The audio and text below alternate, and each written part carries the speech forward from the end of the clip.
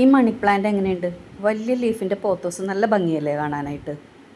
അപ്പോൾ രാവിലെ തന്നെ ഞാൻ കുറച്ച് തുണി വിരിക്കാനുണ്ടായിരുന്നു, അതൊക്കെ വിരിച്ചു. അതിനുശേഷം സ്റ്റെയർ കേസും മിറ്റുമൊക്കെ ഒന്ന് അടിച്ചിടാമെന്ന് ഓർത്തിട്ട് രാവിലെ തന്നെ ഇറങ്ങിയേക്കാണ്.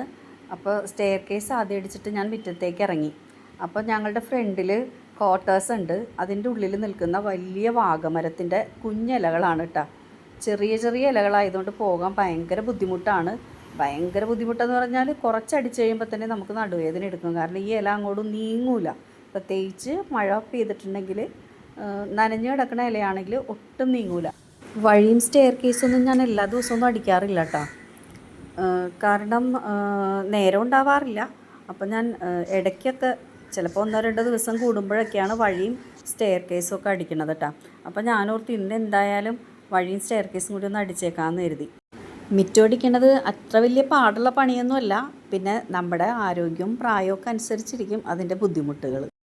എൻ്റെ കല്യാണം കഴിഞ്ഞ് വരുമ്പം ഒത്തിരി മുറ്റം ഉണ്ടായിരുന്നു കേട്ടോ. ഏതാണ്ട് ഒരു 4.5 സെൻറ്റ് 5 സെൻറ്റിനടുത്ത് മുറ്റം തന്നെ ആയിരുന്നു.